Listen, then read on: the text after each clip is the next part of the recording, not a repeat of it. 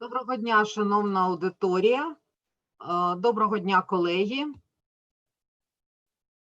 Я пропоную кілька хвилин, буквально 1-2 хвилини ще почекати, аби всі ті, хто хотіли приєднатися до нашої сьогоднішньої події, могли це зробити.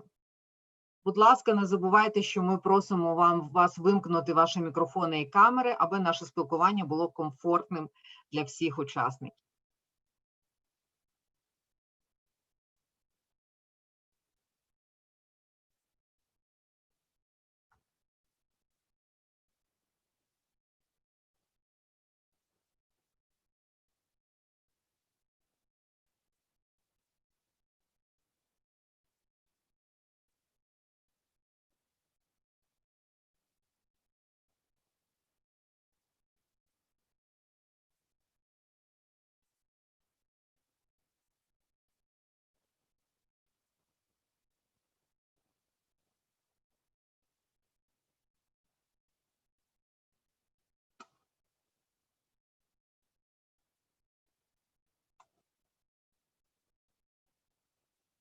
Ну що, доброго дня, шановні колеги, шановна аудиторія.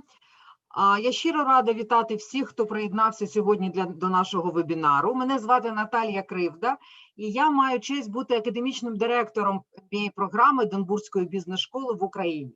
Сьогодні з нашими партнерами ми пропонуємо вам приєднатися до надзвичайно цікавого вебінару. Another brick in the wall. Забезпечення стабільності і успішності організацій за рахунок сталого розвитку. Стійка організація визначає свою діяльність, поведінку, товари та послуги за допомогою глибокого розуміння екологічного та соціального контексту. В цьому контексті працює не тільки організація, живуть люди, працює спільнота, живе спільнота. І саме в результаті дій компанії, в зрозумілих рамках екологічних та соціальних обмежень і очікувань відображаються вимоги та потреби ключових зацікавлених сторін в суспільстві сьогодні. Ми хотіли би обговорити деякі стратегії, деякі кейси, деякі сценарії, які сьогодні виглядають найбільш успішними або найбільш суперечливими, найбільш цікавими і можливими для реалізації.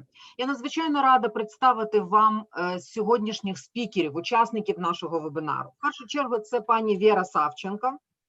Пані Віра, доброго дня. Доброго дня. Пані Віра є виконавчий директор компанії BDO в Україні. Я з гордістю повідомляю, що в 2012 році Віра успішно закінчила програму MBA, отримала диплом MBA Единбурзької бізнес-школи. Ми пишаємося успіхами наших випускників завжди і дуже раді співпрацювати з ними. Сьогодні Віра є фахівцем з фінансових послуг з великим досвідом роботи. Вона поділиться своїми думками і рішеннями щодо шляху до сталого розвитку. Не менш цікавим спікером сьогодні, я впевнена, що ви будете зацікавленістю слухати цю людину, є пан Henning DRÄGER. Hello, Mr. DRÄGER. Доброго дня. Доброго дня. Пан DRÄGER є партнером з питань CSR and ESG компанії BDO в Україні. Henning має значний досвід роботи саме в цій сфері, понад 20 років досвіду в наданні рішень в сталому розвитку на 25 ринках і 23 сферах, секторах. Сьогодні пан DRÄGER є найдосвідченішим практикуючим фахівцем в галузі сталого розвитку в Україні.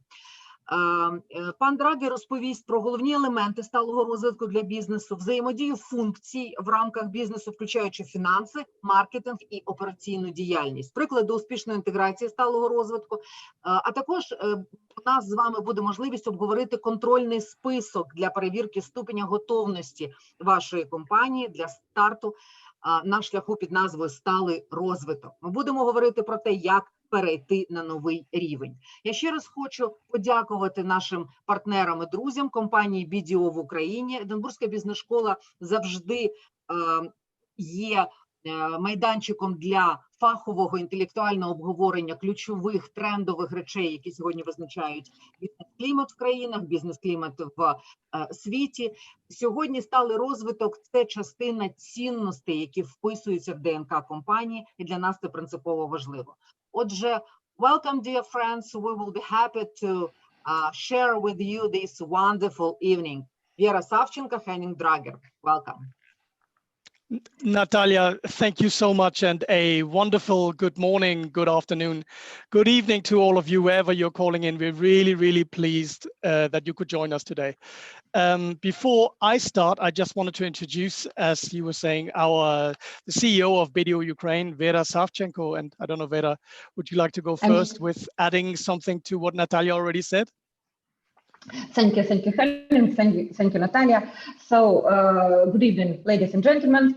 My name is Vira SAVCHENKO, and I'm an alumni of Edinburgh Business School.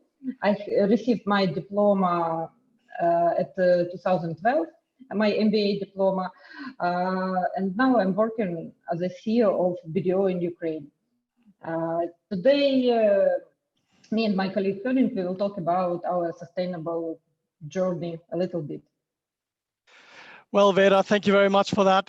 Our presentation will have two parts. We will start with Vera outlining the journey that BDO Ukraine has taken ever since I joined way back in 2011.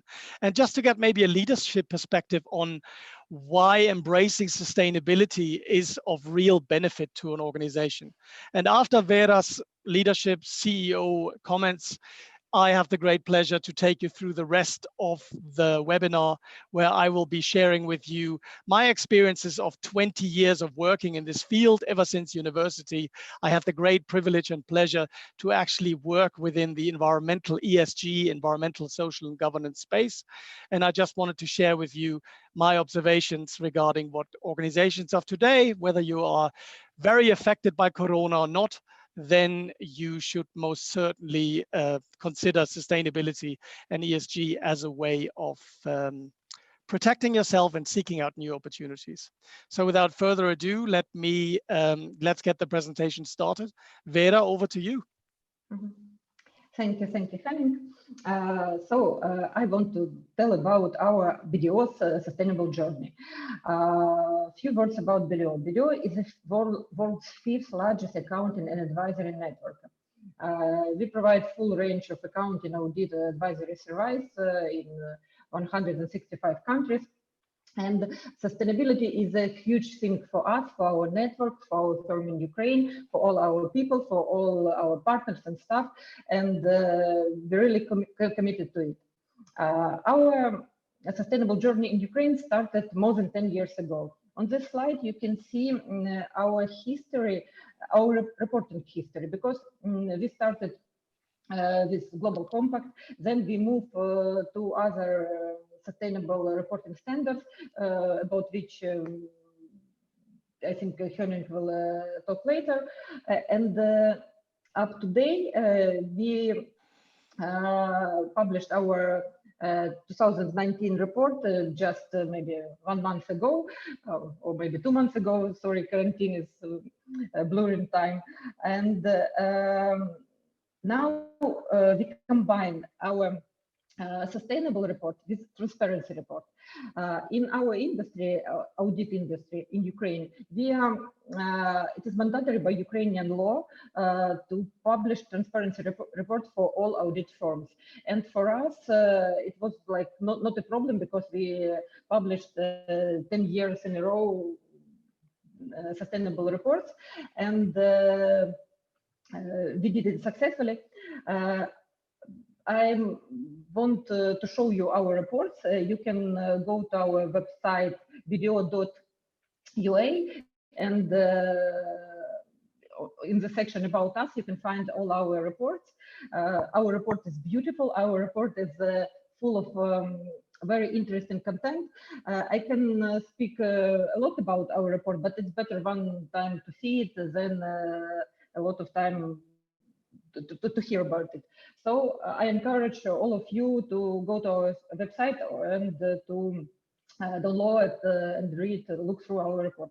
Also on this slide, I put a QR code. Maybe if you can download through it, maybe it will be easier. It is very difficult to find any disadvantages about doing sustainability, acting sustainability, doing business sustainability, and reporting sustainability. I can find and I can tell you all about only advantages. It's a huge part of our employment value proposition. A lot of our people through years tell us through different channels, through surveys, through face-to-face meetings, that our sustainable actions, our sustainable view in the future, it is very important for my colleagues, and it's really a big part of our everyday business life. Henning, you may support me if I tell that all our staff is somehow involved in sustainable actions or sustainable reporting, or helping to get some data, helping to do some really important things, like from I don't know, using less papers in the printer to some other actions. So it's a part of our life, and Henning, thank you for leading this kind of action in our company. So if you still in your organization do not structure all your sustainable actions, you should start. Now all companies doing something sustainable, but to structure it in a proper way, it really can help you gaining new clients, gaining new employees, gaining new talents, and to interact with all your stakeholders in whichever industry you are. So it was my quick introduction. Henning, the floor is yours, and if I will be here, and if there will be some questions, so we can ask later. Vera, thank you so much for that great introduction. If I may, I would probably also add, as you all know, we're an accounting and audit and advisory company. And obviously, why would we go to our clients to actually talk to them about sustainability solution if we don't live them or have trialed them ourselves? That would be absolutely foolish. So we very much believe in, and this is led by both our management team and our owner, of course, that you should walk the talk. Don't just report, do it yourself. So I absolutely agree, Vera. This is what we are trying to do, and we can always get better, and we will. So thank you for that. So I'm just double checking that you can see my screen. We will now move slide tack, and that is, we promised you that we would give you an overview of what are some of the characteristics of what a sustainable business is in 2020. And as I said, I have the great pleasure to join BDO Ukraine in 2011, a long time ago. And I now also have the additional privilege that I'm advising BDO International, meaning 167 countries, member offices. What we've learned in Ukraine, how we've grown in Ukraine, is now being exported worldwide. So that's fantastic, because we can both learn from very progressive practices, let's say Northern European practices, and we can learn from Asian Pacific practices, which is very different. But as you'll see in my presentations, we don't have much time because we want to keep some time available for your questions. So again, as a technical note, can I ask you that if you have questions, to use the Zoom chat function, where we will be picking up once my presentation has concluded. And Vera, if that's okay with you, I will basically read out some of the key questions, and then we can hopefully start a good discussion. So without further ado, let's get started. Yeah. I think it's very important to start with the sustainability context. You've heard several words already: sustainability, ESG, environmental social governance. Other people call it CSR. Where are we at? So I think it's important that we actually define how we see the whole sustainability space. And as you can see here, we have three big bubbles. And it's from least progressive to most progressive, from corporate social responsibility, which focused very much, many companies started back in the 70s, early 80s, around giving money to social projects, for instance, planting trees, looking at, maybe it's not just the financial bottom line, maybe it's also about the well-being of our employees. Very noble and still very valid things, but very much kind of like an internal toolbox, because you can be corporate socially responsible, but your activities can still not be sustainable. That's where we go into the sustainability bubble. Sustainability is all about the actions I take now. Will they have an impact in the short, medium, and long term? Will my business still be around in 1 month, 1 year, 10 years, or even 100 years? And for that, I need to go beyond CSR. I need to look at energy and emissions. What is my waste? What's my footprint? How do I purchase responsible products, both if I'm a production company or a service company, and issues around fair trade, organic sourcing, and the first foray into what they call the United Nations Sustainable Development Goals. So that's 2030 goals. I'll get into that in more detail in a minute. But basically outlining a time horizon for your action, not just next quarter, but most certainly 10, 50, if not 100 years ahead. And that's where we then arrive at what we have today. And we see more and more companies worldwide.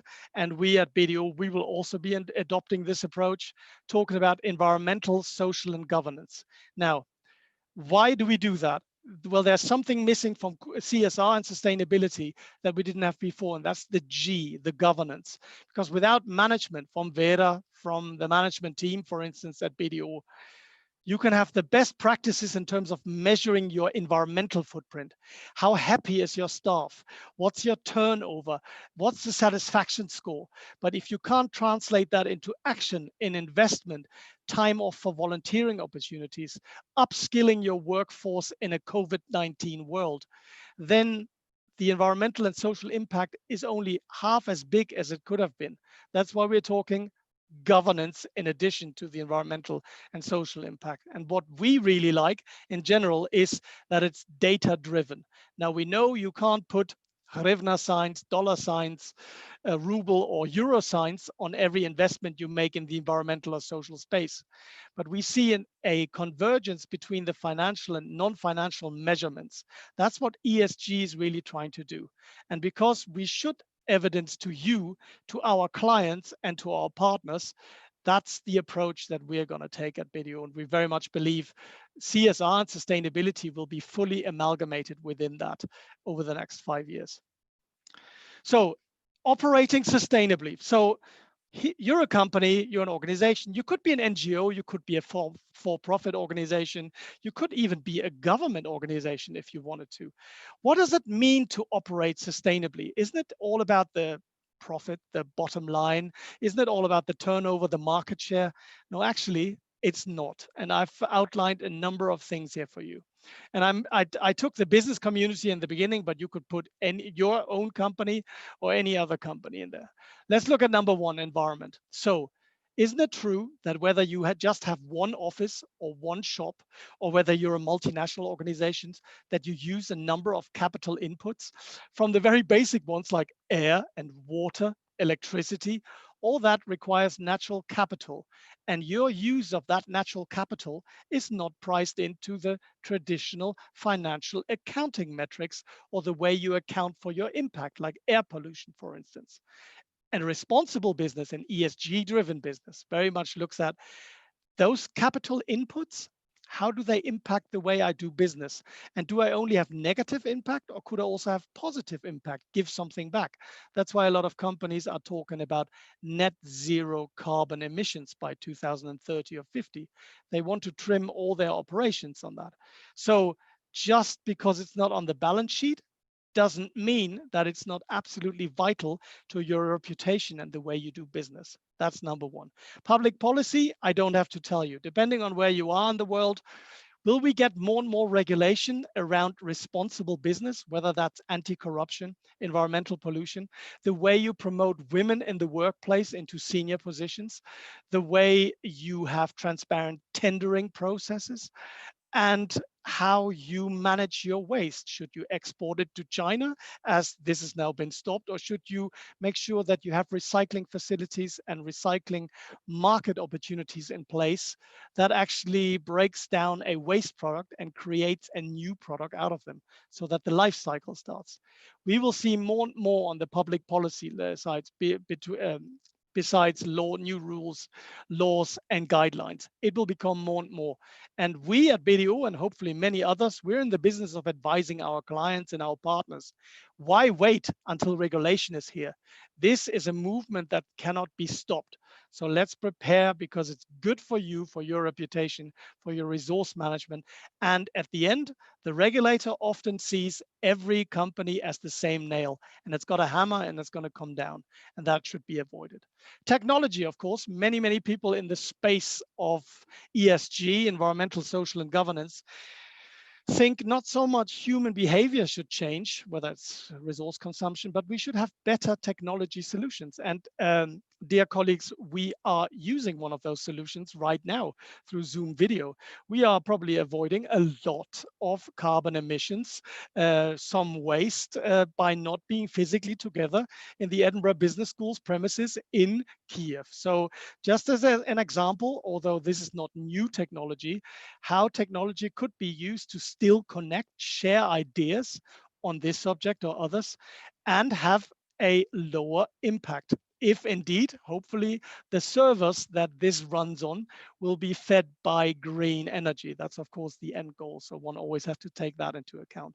But technology solutions, and what we also see in technology, how do you use the move towards greater digitization?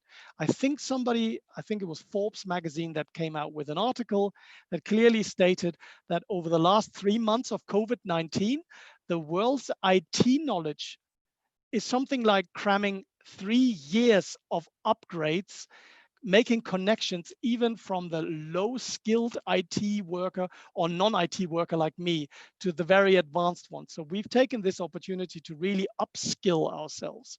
So technology has most certainly a role to play, should never be underestimated, but should always be in conjunction with human behavior. Economic, well, I don't have to tell you about revenues, investment, jobs, taxes. Without making money, in particular in the for-profit sector, of course, you cannot invest in better office environment. You cannot lobby for better public policy that is considering your needs. So of course, that also ties into it. And then an area, and that's probably the S in the ESG, around the socio-cultural aspects of driving a responsible business.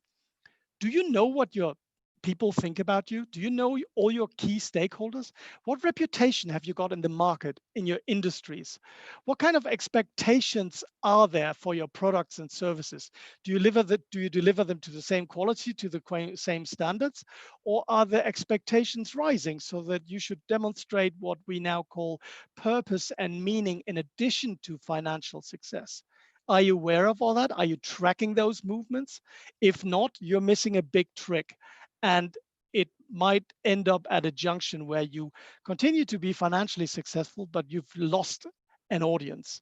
And again, as a responsible business, those 5 plates, if you'd like, they should be spinning at the same time. So keep an eye out for those.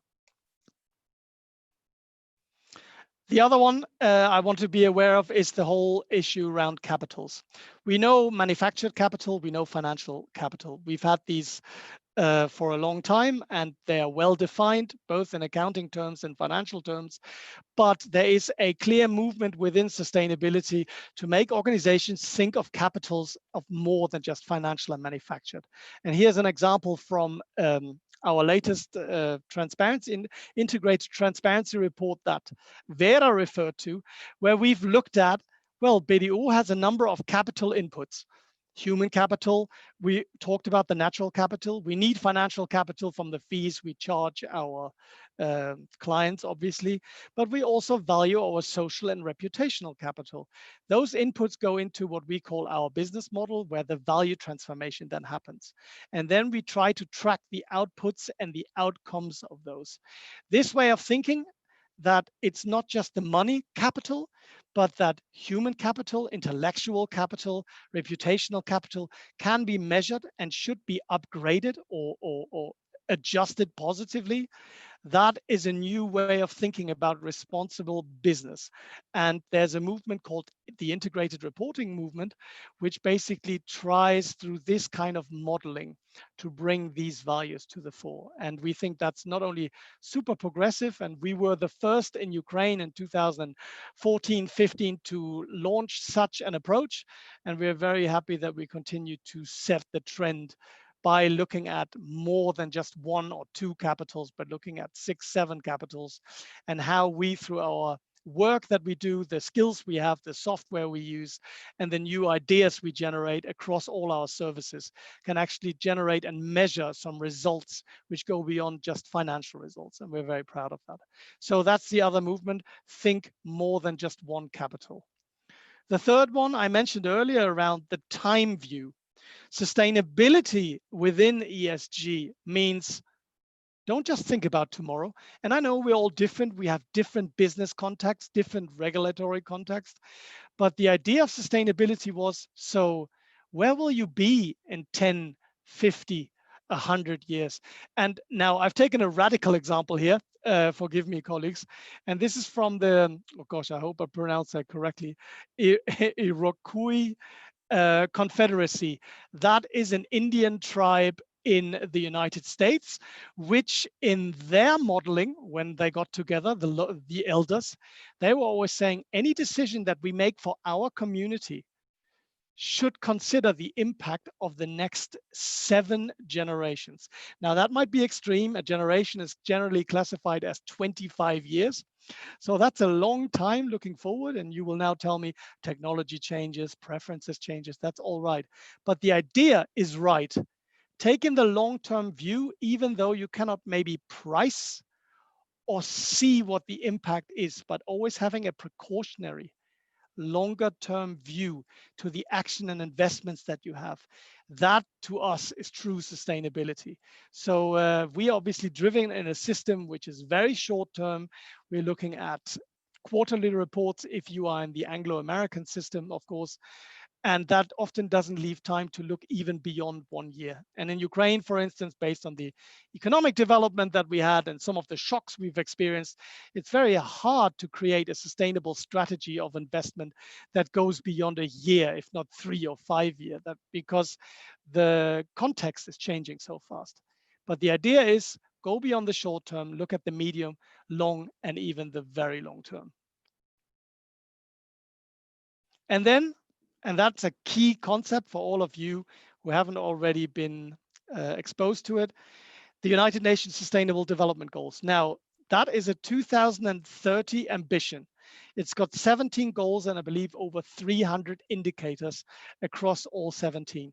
And that's telling businesses of any ilk, small, medium-sized, public enterprises, private enterprises, family-owned businesses, if you, no matter where you are, Azerbaijan, Iraq, South Africa, or indeed Ukraine, you should tie your impact, positive and challenging or negative impact, to a wider world. Because if we accept the global challenges, because pollution, climate change, migration doesn't stop at borders.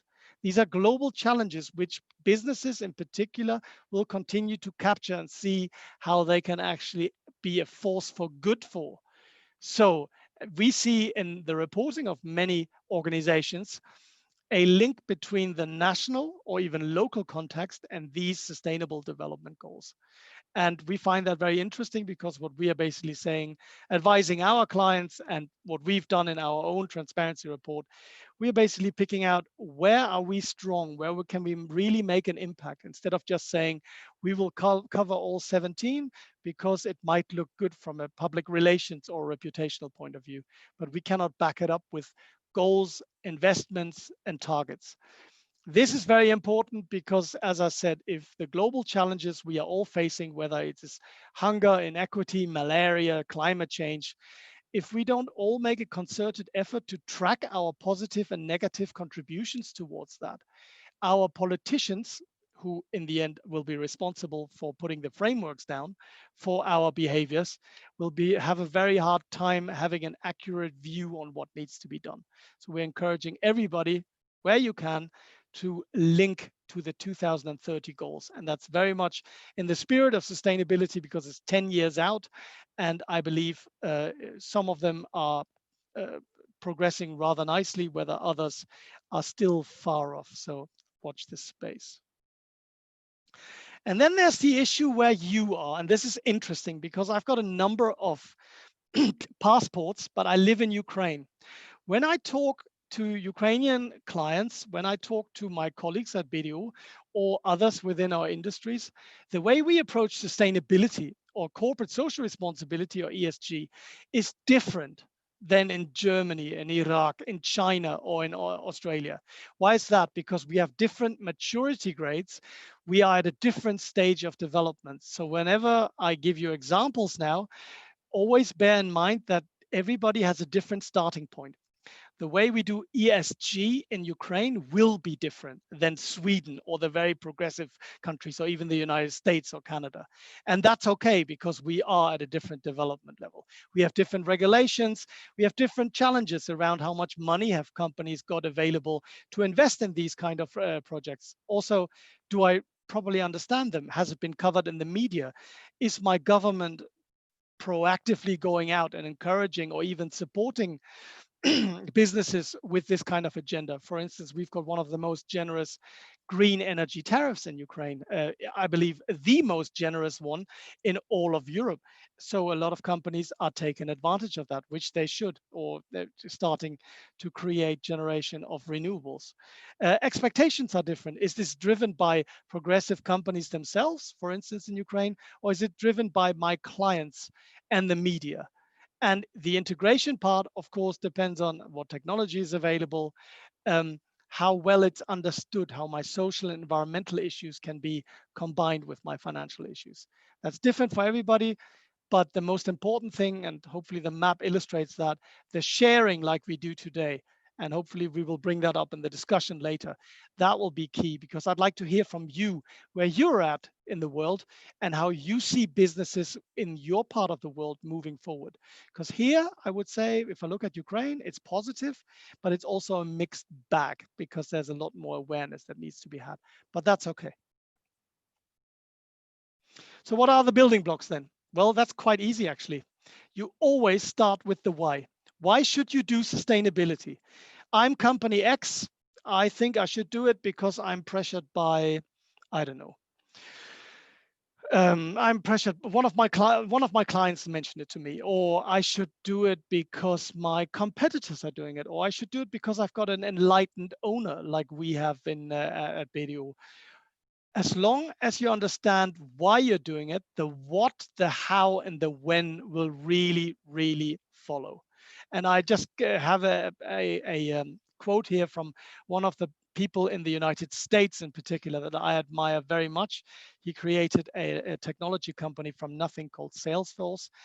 And what he is saying around, unless you know what kind of value, and not just financial value, the value to your employees, to your suppliers, to the partnerships you haven't built yet, to your community, to the communities that surround your offices where you're actually operating, unless you can identify what the why you should create value and what the value should be, you should not proceed. And that's what we're also telling our clients, that unless you know exactly why, maybe you should wait and ponder a little bit over it, because just rushing into it might actually be a worse job than doing nothing for a while and thinking about why you should actually do it and what's in it for you and your company, what's in it for your stakeholders, and what do you actually want to achieve.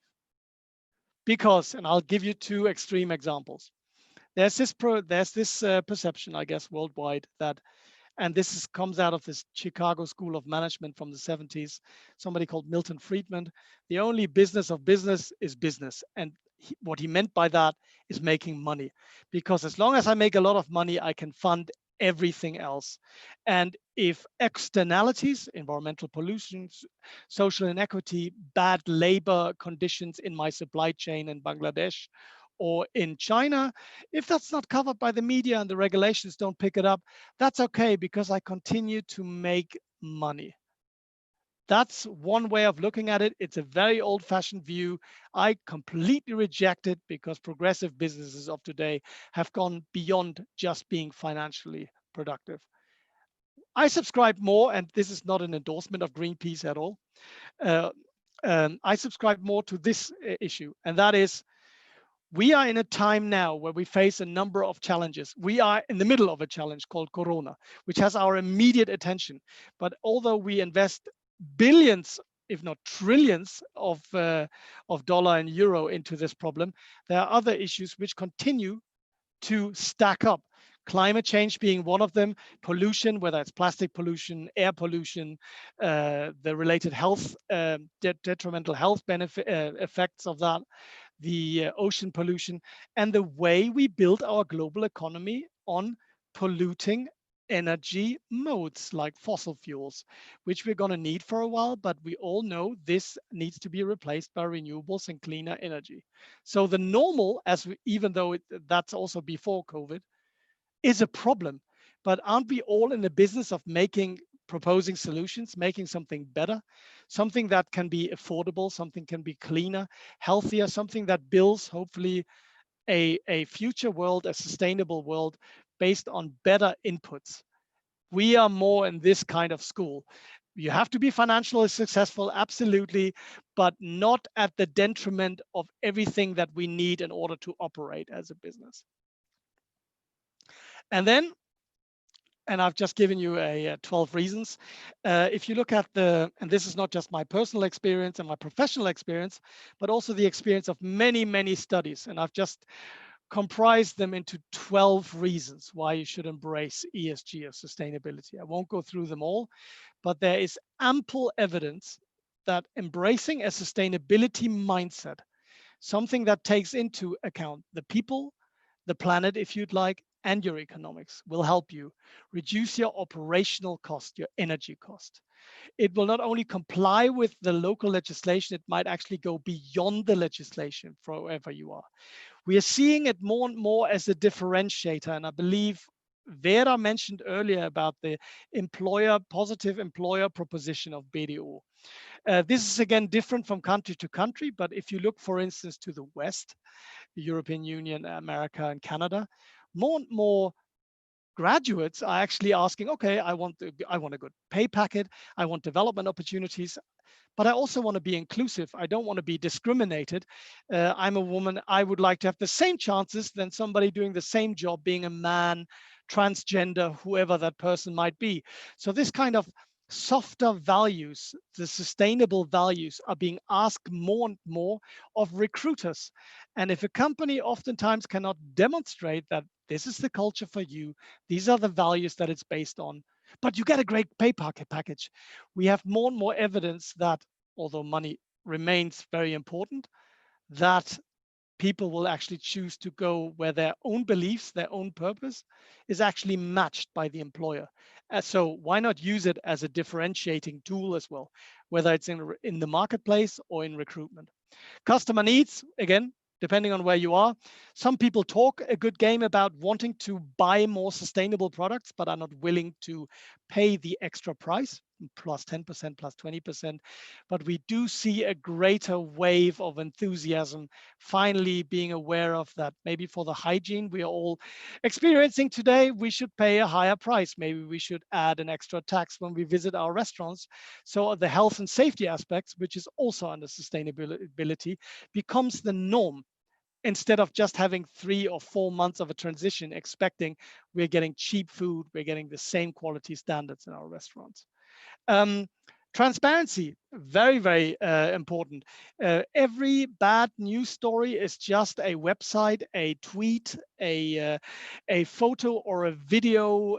Look at Black Lives Matter in the United States and the protests that we have there away. So the way to counter that, and that's obviously both risk management, but why not also make it an opportunity to showcase, just like a glass box, that your company has got really nothing to hide. Obviously sensitive information you wouldn't disclose, but having a range of non-financial or ESG information in addition to your financial information will just give the impression if it's properly presented, if it's against an international standard, that you care about your employees, you care about the working conditions of the people in your supply chain, you care about the people you do business with, and you apply your skills in your local community. And that kind of transparency is embraced more and more. And last but not least, we see more and more, and I can give you tons of examples of people from finance, marketing, sales, logistics, sustainability, getting together and finding out new products or services, whether it is online webinars, although that's not, one could argue how innovative is that, but talking about new topics, connecting new people, creating new revenue streams out of the predicament that we find ourselves in, that we can't have physical interactions.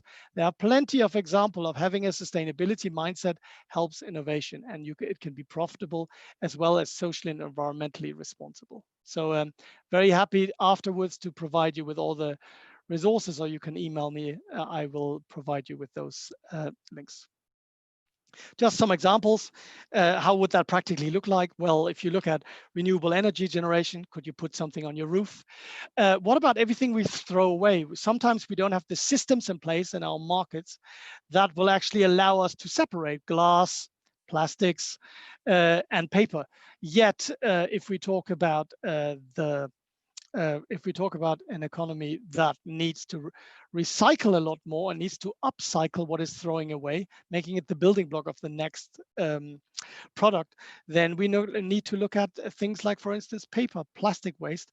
How can the original products that we produced really be used as something else at the end of its life cycle, instead of just accepting it should be thrown away and let somebody else deal with it? Labor conditions, and example here from Amazon, how they are treated, how the contracts are negotiated, 0-hour contracts. Might it be that a running shoe or a vest that you're wearing is built on 100% recycled materials? There's a company called Patagonia, an American surf and trendy wear company, which has a number of clothing items which is made from 100% recycled plastic bottles. They can demonstrate that they're not only saved through in the production cost, but they can really showcase to the wearer, which pays still, unfortunately, a premium, that they, instead of throwing away, building is around the expectations against somebody like me being 50 are very, very different. We talked about the purpose and meaning in addition to the more traditional status, of course. They've got a really cool mechanism called contactless delivery, where they created a stool and a special app which you can actually use if you wanted to avoid complete contact with the delivery woman or the delivery man, in addition to explaining on the app how the pizza was prepared with minimal contact or in the full hygienic conditions, so that you feel comfortable eating that. So these are just some of the examples that we see around the world. If we then talk about another building block, very important that we talk about governance. Who should lead this? And I can say from the BDO experience, we're very blessed to have Vira and SAVCHENKO and our managing partner, Mr. Balchenko. They are really on board with this. What I've seen in the last 20 years of my experience is, if you want to embrace it, it starts at the top. You can buy talent, and I guess you can employ talent like me with a lot of experience, but unless the management team, and I give you an example from a paper manufacturer in the United Kingdom and South Africa, Mondi, they're called. They are a great example. Why is that? That's because the board and the management team of Mondi PLC, they are not only responsible for delivering the messages, they also get paid based on fulfilling certain non-financial key performance and key risk indicators. That means it's in their interest to be the centerpiece of demonstrating sustainability all the way through their multinational organization. I would honestly, and this is what I'm trying to say here, unless it comes from the top, and the top can be supported by good, capable, and passionate people, but unless it comes from the top, my experience, it goes nowhere. So make sure, whether you are a startup and you are the boss and you would like to integrate it, well, it starts with you. But if you're multinational and your board is not engaged, where's the money going to come from? Where's the time going to come from? Where's the connection between the different silos going to come from? That's important. And that's why I was mentioning governance in G, ESG. Environmental and social without governance often comes to nothing. What issues to focus on? Funky term, materiality analysis. What's that? Well, your company X, you're BDO, you are Mondi, you are Detect, you are others, and you're basically looking at, okay, I'd like to start my journey, but which issues should I really focus on? Should it be just environmental, just social? Should I talk about my anti-transparency drives and the government side, that I have 50% female employees, female senior managers and board members? Where should I go? Well, that's something that we obviously can help with, and it's very important because, as you can see here from our report, 2019 transparency report, we had a discussion around what should we actually report on, and what you can see, the key stakeholder issues, those stakeholders we take seriously and we ask, and those who are important to our management, to our business. And the top right-hand corner is what we call a materiality matrix. These are the issues after discussions and analysis that we would like to focus on. That doesn't mean that the other issues, let's say LGBTQ policies, is not important to BDO. It is, but it's not a material issue, somewhere where we can either be heard or really where we have the skills and capacities and the focus where we can make a difference, where we have the data available to do so. So it's very important after you get the buy-in from the leadership that you sit down and really look at what are all the issues we could potentially look at in sustainability, but what are those where we can make a real difference? So that's materiality analysis. And then, of course, data available. So you know so you have backup from management, you know what issues you're going to look at. Well, then you either employ somebody like BDO to look at your data availability or quality, or you do it yourself. And you have a number of data sets, whether it's quantitative, well, you have your energy bills, your energy consumption, qualitative, employee satisfaction surveys, technical ones, maybe some required by your government, whether it's air quality readings, maybe you've done an environmental impact assessment. And then you look at everything around your data collection. Who's actually collecting and capturing it? Is it on some spreadsheet that gets lost and is not shared on your intranet? Or have you got a very, very advanced, maybe almost like a customer relationships marketing database, which is internal instead of external, where everybody in the organization can get access to that? And what kind of information is there? What stakeholders are involved? Do you also capture what other people say about you, what the press say about you, what the regulator has done? Maybe there have been audits around some of your processes. Do you capture all that so that you have a nice mix of information of internal and external? And then, of course, if you can't do it yourself, you could always go to BDO if you choose, around data accuracy. Is it complete? Is your data reliable for producing a sustainability report, for instance? How relevant is it? You identified emissions reductions, you identified promoting female employees into senior management roles, but the data you have is quite inexact. So how can we make sure that we align all these things? And the timeliness data never have data, obviously, that goes further back than the last year we're reporting on. And as we will see in a minute around integrated reporting, maybe there are certain projections into the future that you would also like to make. And investment, of course. You've got leadership, you've got the data, you've got the material issues, then you need to invest. And investment does not just mean pour some money into your projects. Investment means that people get time to form groups. Network of champions always seem to work best. So if you're a company and you've got 3 or 4 divisions or departments, why not create a group of sustainability or ESG champions where people meet once a month to really discuss all these issues we just covered so that there's real buy-in? Why not use the intranet, your social media channels, or others to really talk about what you're planning to do or what you are indeed doing?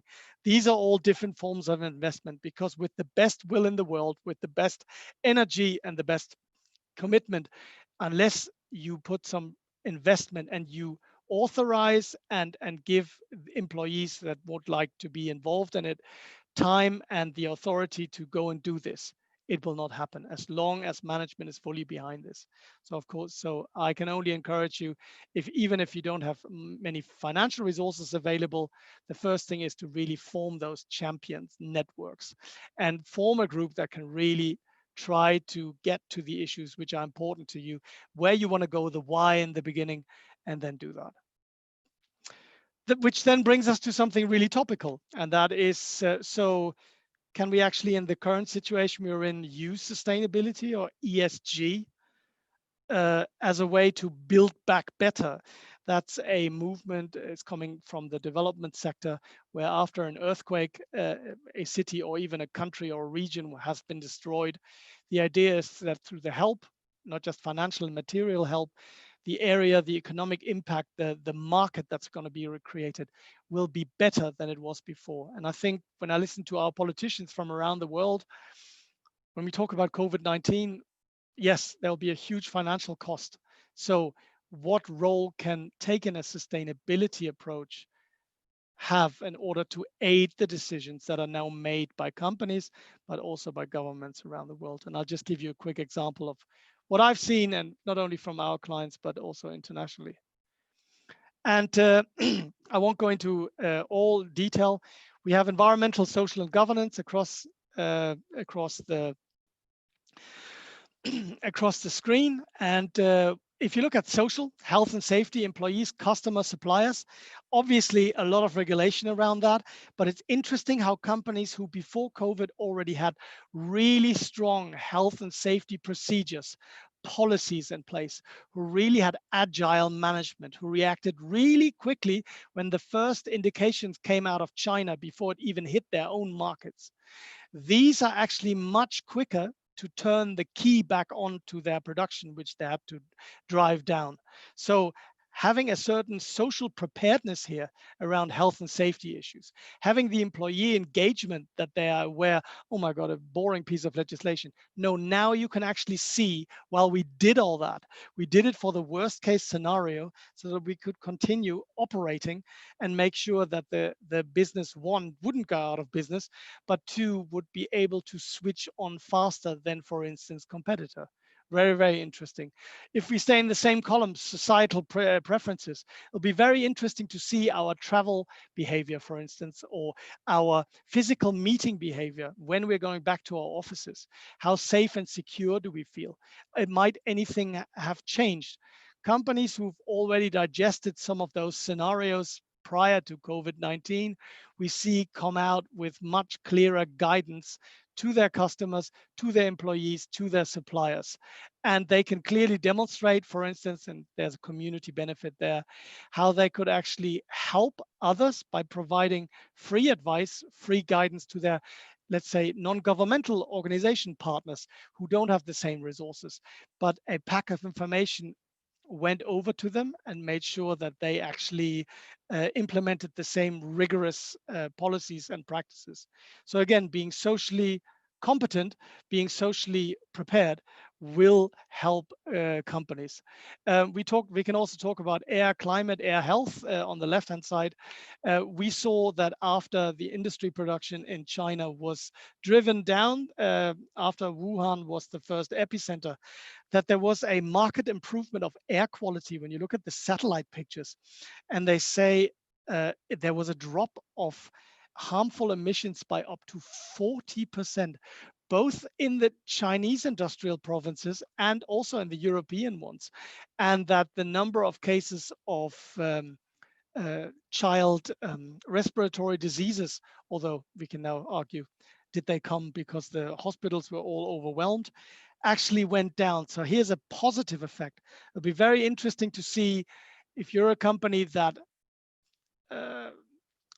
that has environmental challenges, whether this COVID-19 and the continued focus on the climate, the air, the health impacts of, for instance, your air pollution, how that will change. And by having an ESG approach, in addition to just looking at the financial aspects, will get you better prepared.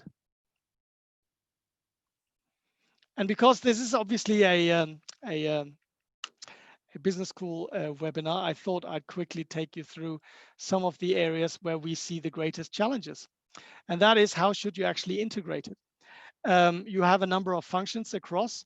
And for me, the key takeaway here, whether you work in accounting and finance, whether you're responsible for the ethics, operation, administration, marketing, economics, if you don't have a proper strategy in place, and if you don't link all the different areas, there will simply not be enough of a drive and an understanding to make that happen.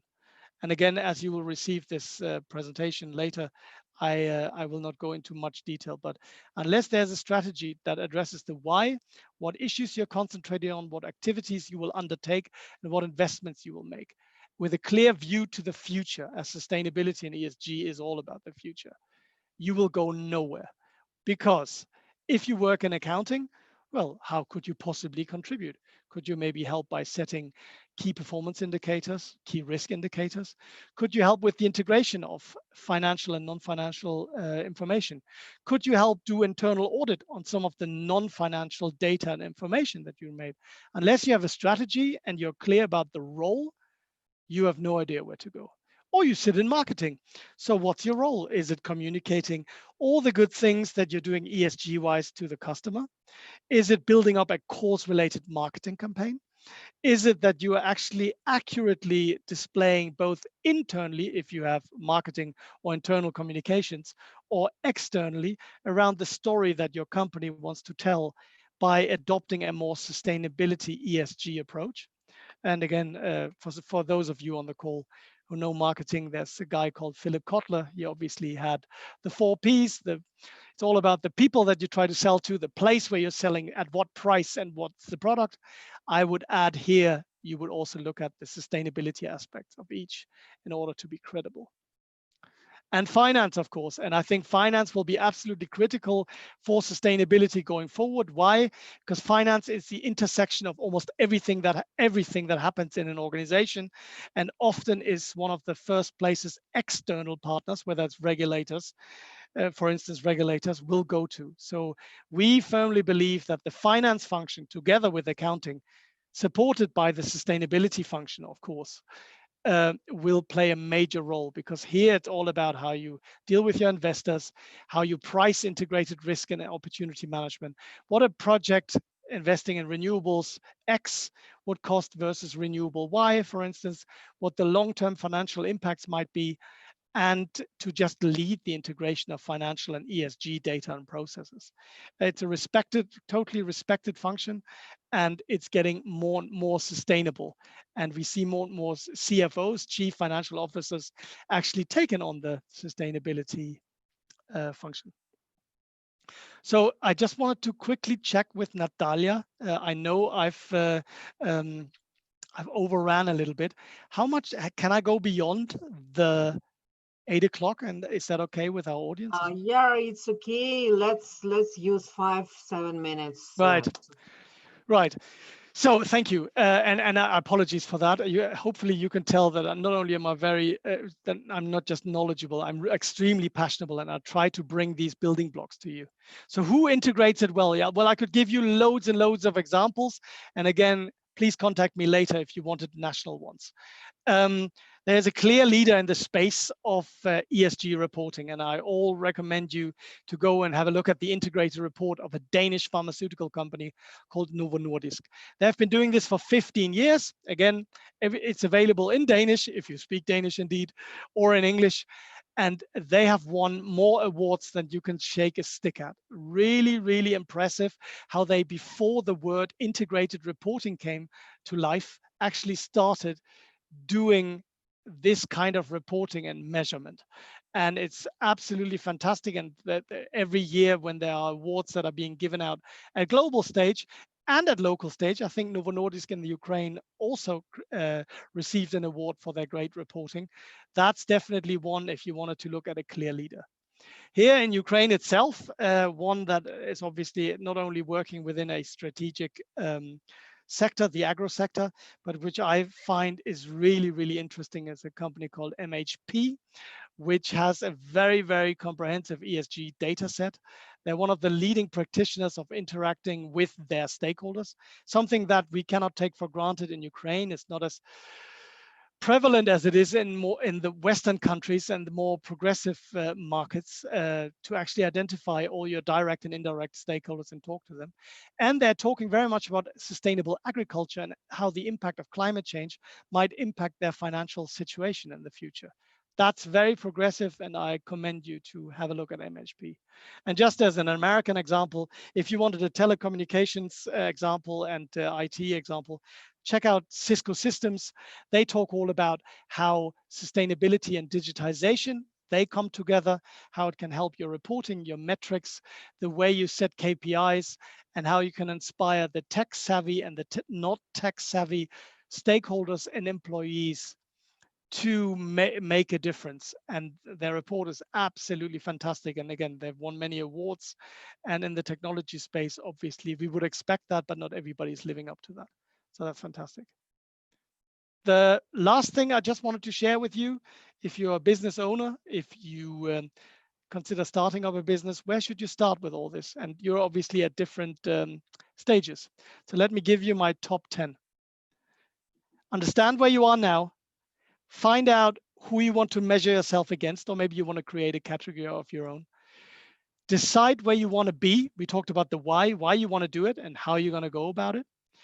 If you don't have all the answers, engage partners. BDO could be one of your partners, or you could just join industry associations, or you could join sustainability forums and gather support, learn from them. Very important, nothing happens without a plan. So put that in place and try to engage those who are tasked with it from top down to actually meet regularly, continue discussing it, maybe putting it on your management team as a regular item. And keeping it sustainable, with that, I mean, keep it going. Find incentives. Find ways of keeping that going, even if you don't report for the externally for the first 2 or 3 years. Make sure that it becomes part of your culture, and by that, leading from the top again, finding your champions, and make sure that it's rewarded either at Christmas time or special rewards or intranet awards, whatever it might be. And then I just added, so know what you want, build it on the values that you have. Find the method that works for you, the reporting standard, for instance.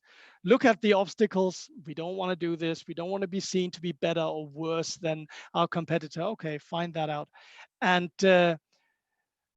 how do you know you have it? What does success look like? Success is having a report against a certain standard like GRI in 3 years' time.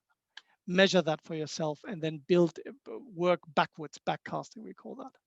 And we obviously in the business of helping you. We've got a number of tools available for you. Again, have a look at our website, like Vira was saying, around our ESG, our brand new ESG brochure, our experience. We work across assessment, implementation, and disclosure, everything from verifying your data, looking at your quality, technical services. We are basically there.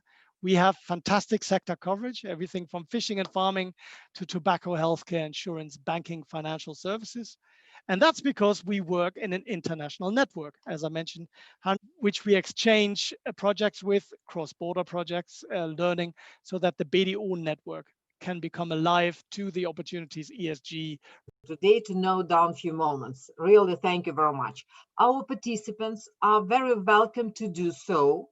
We are copying the link to the YouTube channel with recording of this event just now, so you can restart it once more, this wonderful presentation. Yes, we have a few questions in our chat. And okay, let me just open the yes, chat. Please do it. And now I will say a few words in Ukrainian language. Yes, please do, while I'll find it. Thank you. Дорогі друзі, ми обов'язково дамо посилання на на запис в YouTube цієї презентації. Ви зможете повернутися і подивитися її ще раз. Насправді, блискуча презентація. Дякую. Henning, please, you have questions, yeah? Yes, hold on. Let me just see. Haha.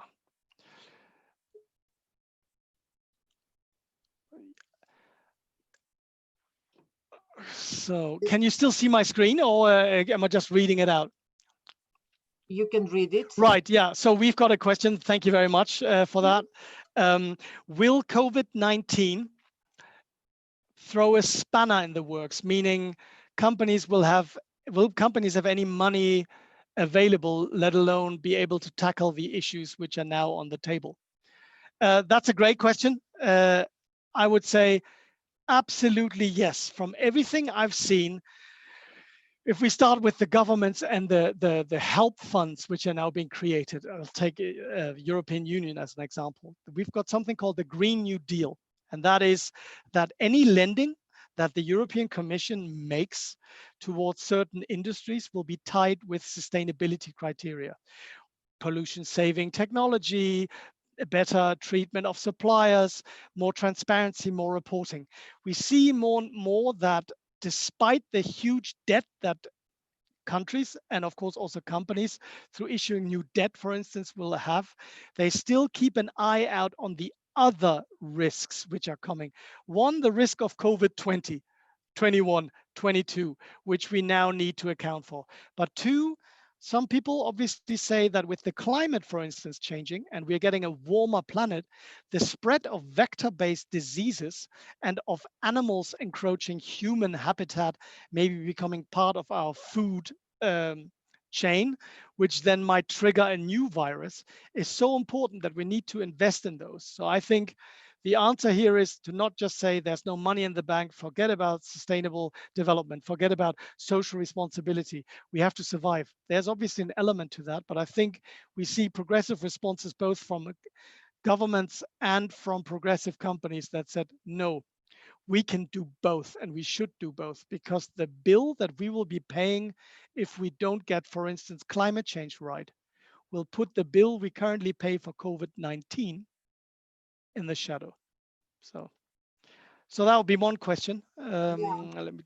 Thank you. You have the question, Henning, what is the difference between ESG and sustainability?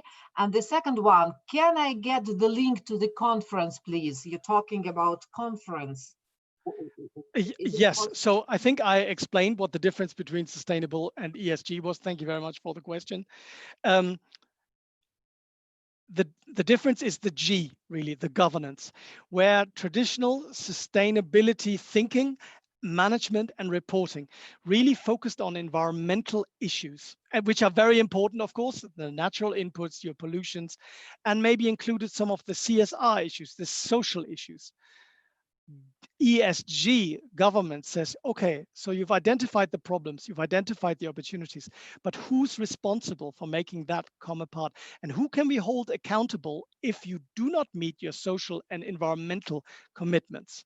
That's the big difference between sustainability and ESG. We amalgamate the two because we like the way sustainability points towards the future. What kind of world, what kind of business, what kind of community do we want to have in 5 years, 10 years, 15, 50 years? And then somebody should be accountable for getting us there. So it's socially equitable, environmental or socially just, environmentally sustainable, and it's governed well. That means transparent, above board, accountable, accounting for all the different choices and decisions. That's the big difference between sustainability and traditional sustainability interpretation and ESG. The conference, I don't know what conference that is referring to at the moment. Maybe somebody can help me. It's question from the chat. I'm just I'm just thinking what conference. When did I talk about conference? I'm getting old. I'm getting old, colleagues, forgive me. Yeah. Okay. I can't answer that because I can't remember it. Sorry about that. If you want to drop me another mail, you've got my email. Drop me another email and I'll try and answer that directly. Yeah. Thank you so much. We have a lot of thanks from our different participants. It was really splendid and it was very useful. Thank you so much, Henning. Well, we will return to it.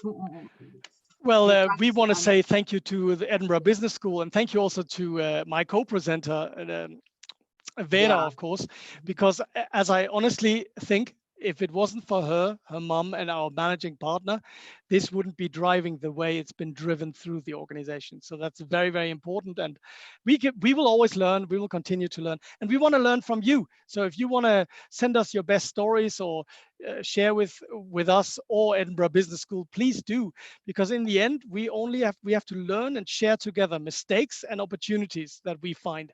So thank you very much to all of you, and thank you for setting this up. Thank you to our team behind the scenes. Olga, you know who you are, and I wish you a happy, healthy, and hopeful few months and years, and I hope our paths will meet again. So thank you for the opportunity, and a happy evening from Kiev, Ukraine. Yeah, thank you. It was real pleasure to have this important talk today.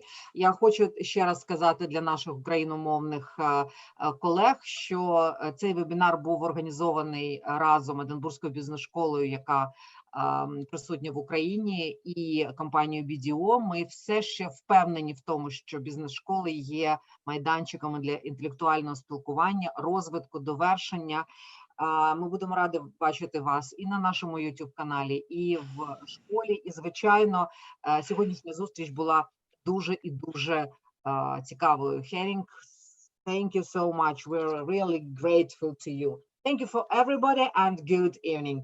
Good evening. Thank you very much. All the very best. Bye-bye. Bye.